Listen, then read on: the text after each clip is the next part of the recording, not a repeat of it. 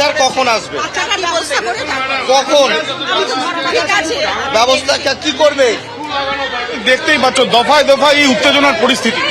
Madam ব্যবস্থাটা কি করবে, কি করবেন, কি করবে?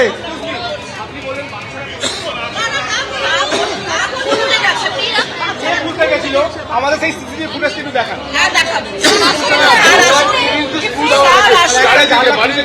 বিষয়টা পুরো স্পষ্ট যে গার্জিয়ানরা বা অভিভাবকরা তারা কিন্তু বলছেন যে যেভাবে সেফটি সিকিউরিটি নিয়ে প্রশ্ন উঠেছে, যেভাবে তাদের মনে হয়েছে যে নিরাপত্তা বিষয় নিয়ে বেশ কিছু সমস্যা, সেই বিষয়টা সুনিশ্চিত করতে হবে। আরও একবার ছবিটা দীপ্তকে বলছি দেখানোর জন্য। এখানে কিন্তু গার্জিয়ানরা তারা যারা এখানে দায়িত্বে রয়েছেন, শিক্ষক শিক্ষিকারা, তাদের সঙ্গে বারংবার কথা বলছেন। তাদেরকে নিশ্চিত করতে হবে যে এই ধরনের ঘটনার পুনরাবৃত্তি ঘটবে না।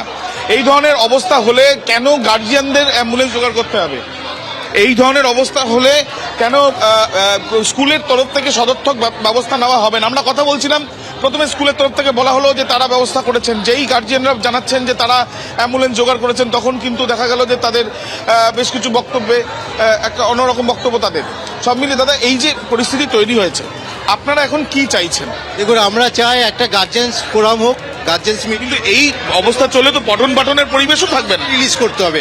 বলছি এই পরিবেশ থাকলে অন্যান্য স্টুডেন্টরাও রয়েছে, তাদের পঠন পাঠনের পরিবেশ কি আদৌ ঠিকঠাক থাকবে? না না না, একদমই ঠিকঠাক কাজ করছে না। এবং লাস্ট 4 বছর ধরে তো কোনো আমাদের সঙ্গে কোনো টাচই নেই, মানে স্কুল কর্তৃপক্ষ কোনোভাবে আমাদের সঙ্গে যোগাযোগ নেই, কোনো টাচ নেই, কোনো কিছুর মধ্যে নেই। এবার যেই বাচ্চাগুলো পড়ছে এখান দিয়ে বেরোচ্ছে, তারা যে কি হবে পরবর্তীকালে, কি এই যে আজকে মিডিয়া এলো, এরপরে যে স্কুলের কর্তৃপক্ষ যে কাকে কোন স্টুডেন্টে কিভাবে নেবে না নেবে আমরা এখন অবধি জানি না। আমাদের মধ্যে একটা ভয় বাতাবরণের মধ্যেই রয়েছে আমরা। এই জায়গা থেকে আমাদেরকে ওনাদেরকে সিকিউরিটি দিতে হবে, যে বাচ্চার সিকিউরিটি আমাদের প্রথম দরকার। আমরা বাচ্চাকে সেটা কি একদম পাচ্ছেন না এখানে? আমরা পাচ্ছি না সিকিউরিটি, আমরা কোনোভাবেই সিকিউরিটি পাচ্ছি না। তো এটাই হচ্ছে সব থেকে সমস্যার বিষয় যে নিরাপত্তা পাচ্ছেন না, এমনটাই বলছেন গার্জিয়ানরা। এবং অভিভাবকদের বক্তব্য যে তাদের ছেলে মেয়েদের এখানে ভর্তি করানো হচ্ছে বা নিয়ে আসা হচ্ছে, কিন্তু তারপরে নিরাপত্তা নিয়ে প্রশ্ন উঠছে। এবং কোথায় উঠছে? স্কুলে। মানে ইতিমধ্যে দেখা যাচ্ছে যে পুলিশকে আমরা দেখছি ঘটনা পর পরিস্থিতি যাতে আয়ত্তের বাইরে না যায় সেই জন্য পুলিশকে ইতিমধ্যে দেখা যাচ্ছে।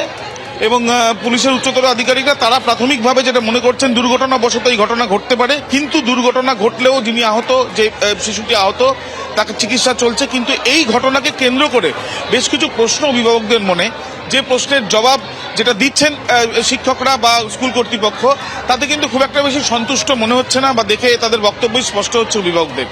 আবির, ধন্যবাদ।